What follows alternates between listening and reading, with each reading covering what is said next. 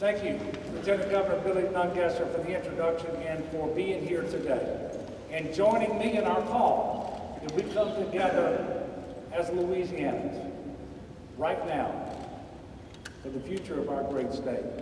And I want to give a special thanks to Dr. Joseph Savoy. Thank you so much.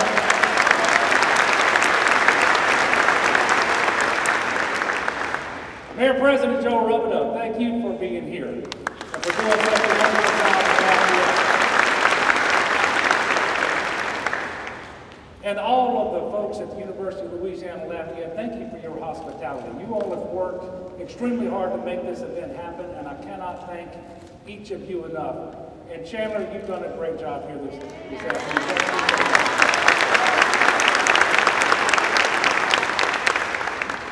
And I want to thank all the lawmakers who are here for making the trek from all around the state. And I know this isn't quite the opening session venue that you're used to, but I figured you wouldn't mind a little change of scenery before getting back to work in Baton Rouge. And I want to thank all of our university leaders, healthcare leaders, law enforcement, local elected officials for joining us here as well. But most importantly, thank all of you, the great people of the great state of Louisiana, for being here today and filling this gymnasium to capacity with people extending out through the center, out the door. You know, usually we begin a session.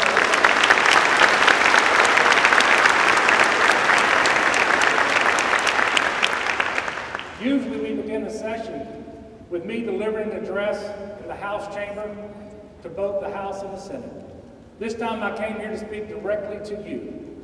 Honestly, the climate in Baton Rouge is not producing the results that you deserve. And I know that you are frustrated by that. And who can blame you? The decisions that are made inside the Capitol affect those of you outside of it. They affect all of us. So it just made sense to me to come here to talk about what lies ahead. And it's important for elected officials to get outside of that place as often as possible and interact with the people who are directly affected by their decisions. That is why we are here today. And it's why I invited every single legislator to be with us in a place like this instead of in Baton Rouge. And my hope is that we can shake the divisive partisanship that's begun to take root, put aside our differences, and put in place solutions the people of Louisiana deserve.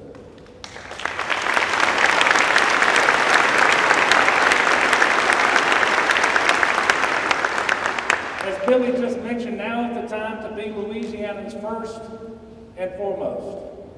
While the budget is certainly important to me, it's my role as governor. I know it's even more important to you, the citizens of the great state of Louisiana. And as you might have seen from last week, I made the tough decision to veto the budget the legislature sent me.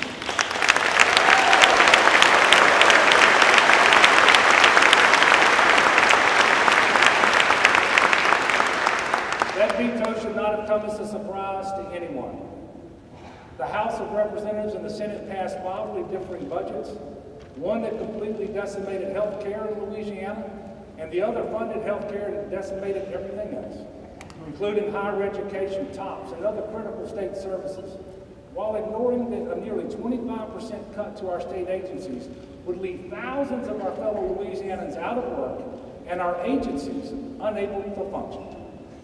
In my opinion, and in the opinion of members, both Republican and Democrat of the legislature, that budget proposal was not worthy of the people of Louisiana. Simply put,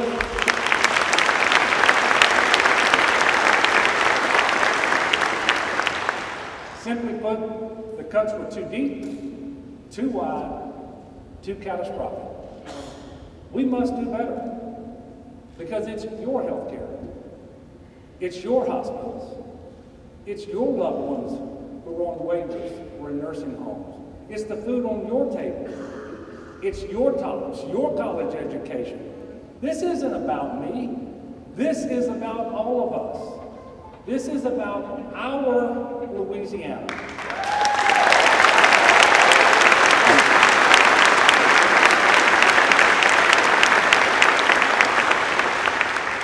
And our people and our state are worth fighting for. In fact, I chose to come here today because UL Lafayette is one of our many universities that could face a catastrophic cut.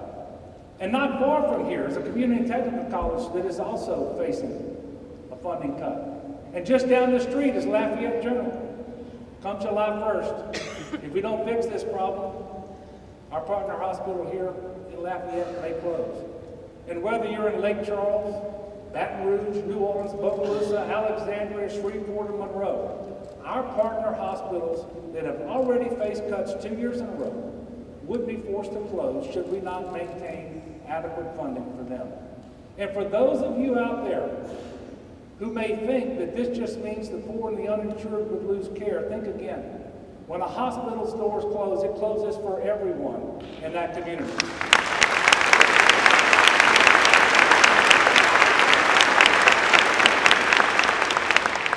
All across Louisiana, graduates have been walking across the stage to receive their high school diplomas. Many of them have also been wondering if they'll be able to afford their college education come August, should TOPS not be funded. Sadly, some of our best and brightest have decided that they could not risk that scenario and reluctantly accepted scholarships from schools out of state. And I don't know if we'll ever be able to get them back. But I can tell you that I, for one, am going to fight like hell to try to get them back.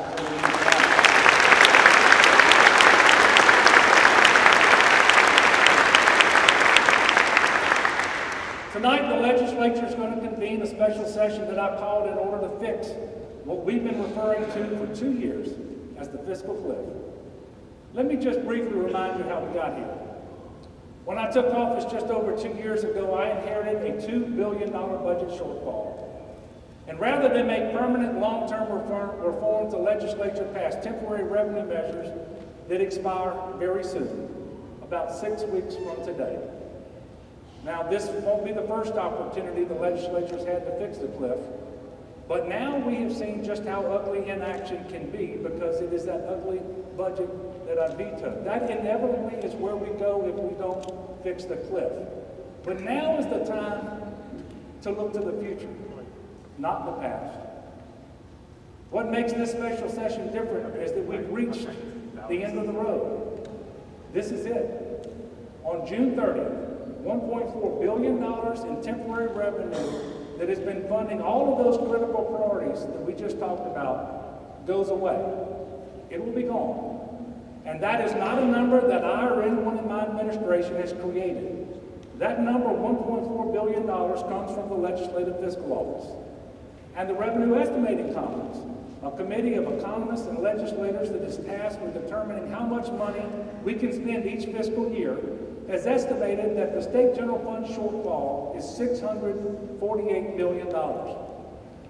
Meaning that we don't have to replace all of the expiring revenue, just a portion of it.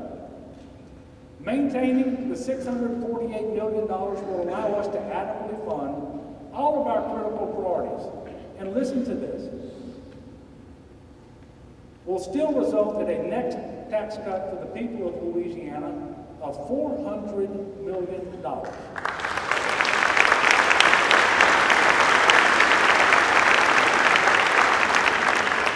Let me say that again because the word has not been getting through to the people across the state of Louisiana. We are not seeking to replace all of the revenue that we are losing, just a portion of it.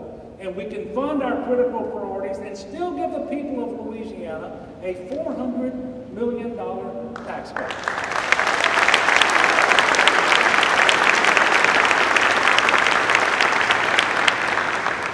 Now, take partisan politics out of the way and looking solely at the issue before us. Who wouldn't jump at the opportunity to fully fund our partner hospitals, our medical schools, TOPS, GO grants, corrections, law enforcement, the National Guard, higher education, the Department of Agriculture, and our parks and tourism?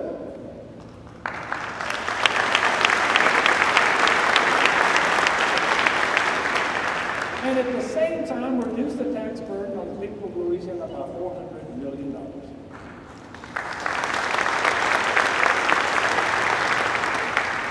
This shouldn't be so hard. Should not have taken so long. You know, I talk a lot about the incredible momentum we have in Louisiana right now. We're well on our way to some of the most prosperous days we've seen in decades, but we threaten that momentum by not acting. This is what that momentum looks like. Just last Friday, the Bureau of Labor and Statistics at the U.S. Department of Labor announced that employment in Louisiana hit an all-time high. More people are working in Louisiana than ever before.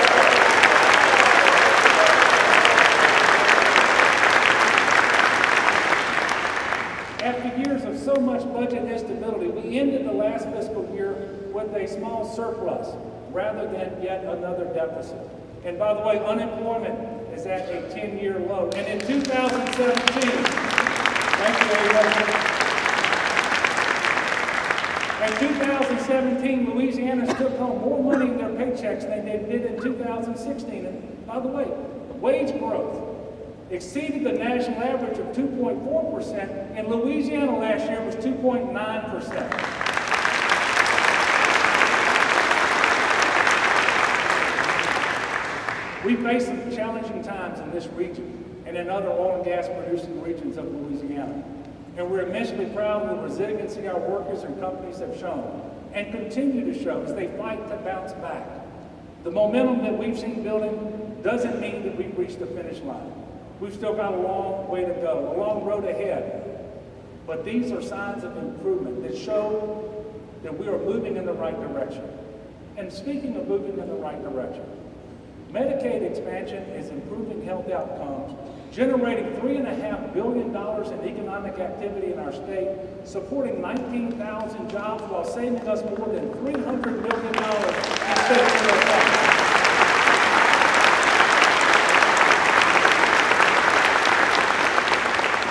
Just last week, I was leaving an event, and a young man came up to me, literally in tears. He had been diagnosed with cancer, and he is now receiving treatment because we made the bold decision to bring our federal tax dollars home and help our people get health care coverage through the Medicaid expansion.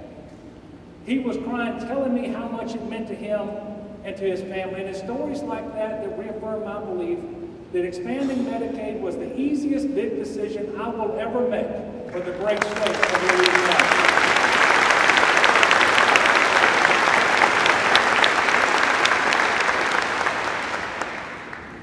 You know, for the first time in a decade, we've stabilized funding for higher education. This helped us land the biggest economic development deal in Louisiana's history with DSC technology.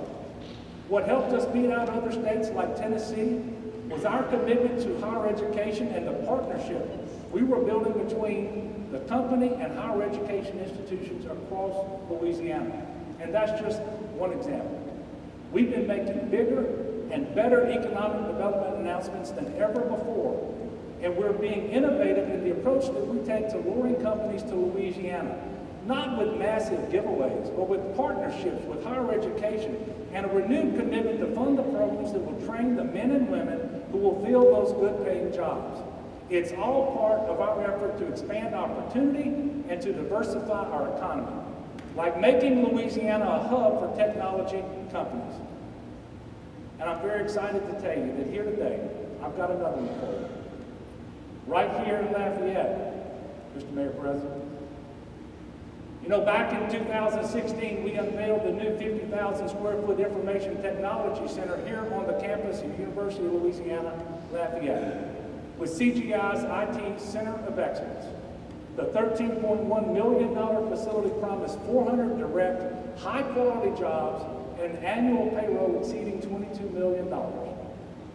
In March, we announced that they had met their commitment, hiring their 400th employee. And today, I'm happy to announce that CGI has extended its commitment in Louisiana for an additional 3 years through 2027, and in addition to retaining the 400 direct jobs currently in place, has committed to hire an additional 400 good-paying, high-quality jobs by 2023. Thank you for taking me out.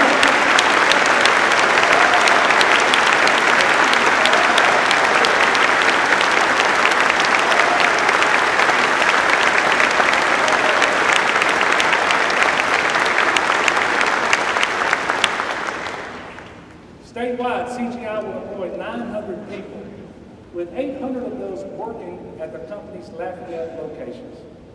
Now, this partnership would not have been possible but for our commitment to higher education in general, and in particular, our commitment to UL Lafayette and its ability to train the employees, to educate the employees that CGI needs to fill these positions.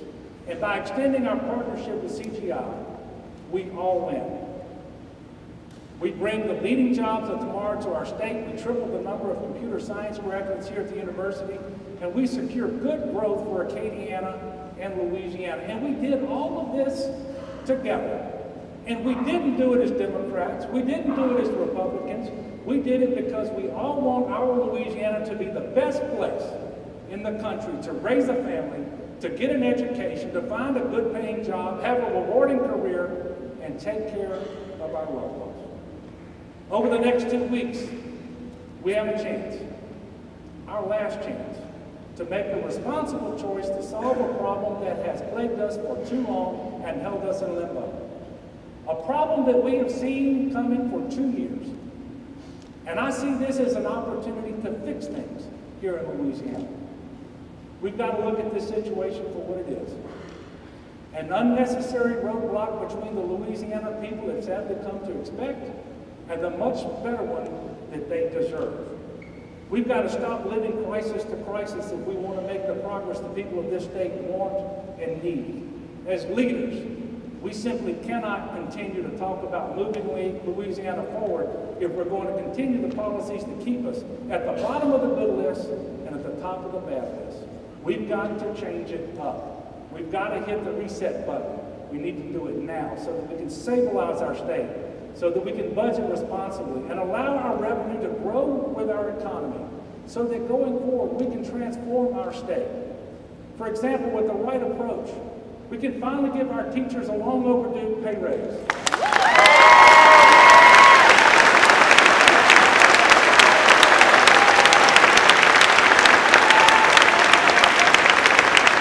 We can grow our early childhood education program so that children are better prepared for the future.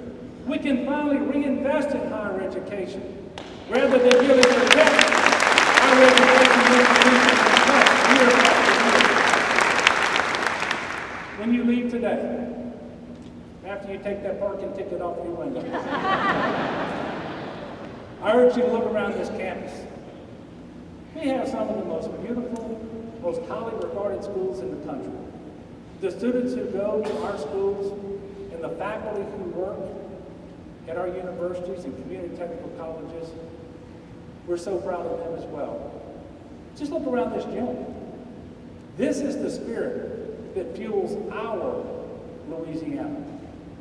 You know, we have the 5th lowest tax burden in the entire country, but we also have one of the most complicated tax systems. We can change that starting today, and we can continue to lure business and investments and jobs to our state. There's nothing harmful about our business climate, except that we've made our system so unpredictable. We can change that. We have to get it done. And I'm confident that we can. I'm actually confident that we will. Because from the most progressive Democrats to the most conservative Republicans, there was near universal support in the legislature to do better by the people of Louisiana.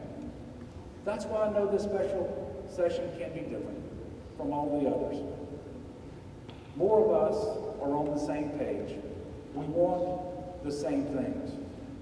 But I'm not naive, and you shouldn't be either. It will not be easy, because the options before us have not changed. You know, we actually had a legislatively created task force to study our tax and budget system and tell us what we need to do. And I borrowed from that. And here is what I'm proposing. That we cut the sales tax from its current rate of 5%. You know, in 2016, the legislature approved temporarily a 1-cent sales tax increase that is set to expire on June 30th. And that makes up the bulk of the fiscal cliff.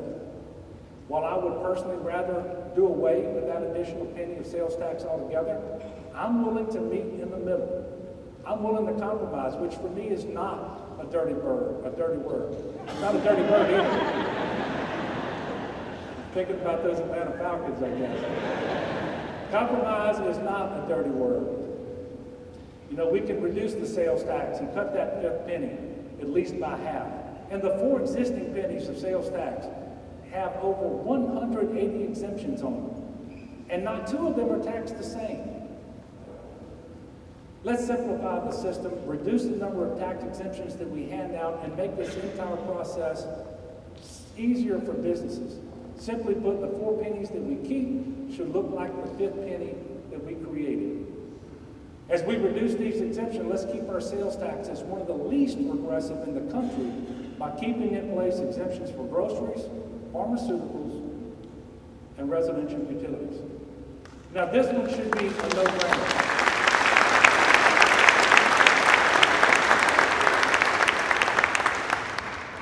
And this one should be a no-brainer.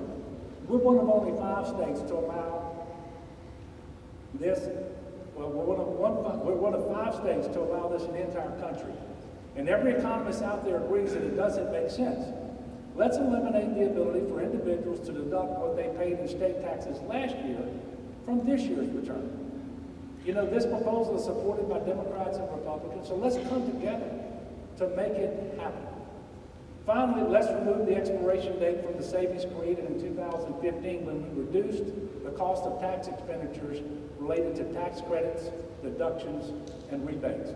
Making these changes permanent will also allow us to make strategic spending cuts to state government on top of the more than $600 million in state spending that I have already cut in my administration. And yes, we can do all of this and still reduce the tax burden of the people of Louisiana by $400 million.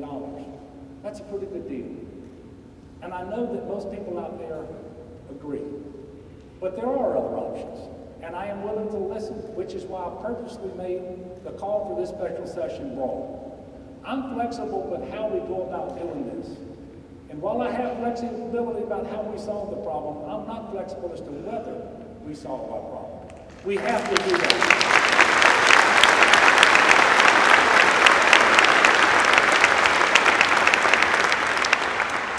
I believe Louisiana is best served when we come together and listen to one another, which is what I've been willing to do all along. But what I can't accept is disagreement just for the sake of being disagreeable. And you shouldn't either. You deserve better. Now, I came here so that I could speak directly to you, the people of Louisiana. And by now, I know many of you are wondering what you can do to ensure your voices are heard. Well, being here is a great start, but it's just a start.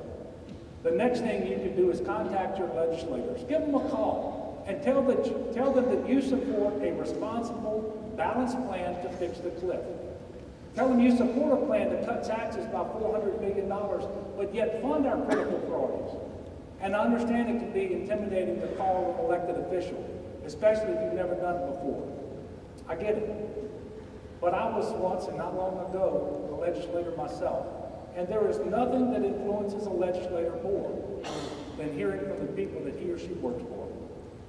And if you believe, like I do, that our state is worth fighting for, then it certainly is worth it to pick up the phone and let your legislators know that you expect us all to work together to responsibly fix this cliff that's looming before us and budget so that we can protect our critical priorities. Please do that.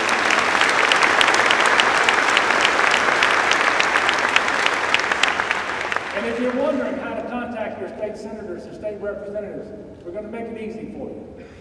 Visit ourlouisiana.org, ourlouisiana.org, and we'll make sure you know how to do that. And as always, when it comes to making your voices heard, I ask that you pray. Join your prayers to mine and to Donna's, because we believe in the awesome power of prayer. And pray that we can come together as a nation, as a state, leaders at all levels, and work together to solve our problems in a balanced, responsible way, never forgetting the least among us. Those are precisely the ones without lobbyists at the Capitol advocating for their interests.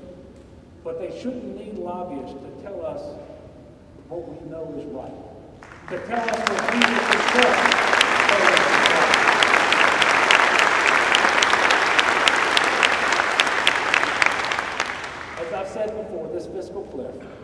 this next budget is certainly a challenge. But moreover and more so, it is a tremendous opportunity. And I stand before you genuinely excited about what's going to happen over the next few weeks, because I believe we are going to come together to solve these problems once and for all. But more importantly, I'm excited about what's going to happen as our Louisiana continues to prosper over the coming months and years. One last time, we have a chance and we have a choice. Will we seize this opportunity to keep this train on its tracks, or will we make the choice to fall off the fiscal cliff? Will we seize this chance to continue to fund higher education, or will we make the choice to go back to the way things were, with cuts putting our children's future in peril?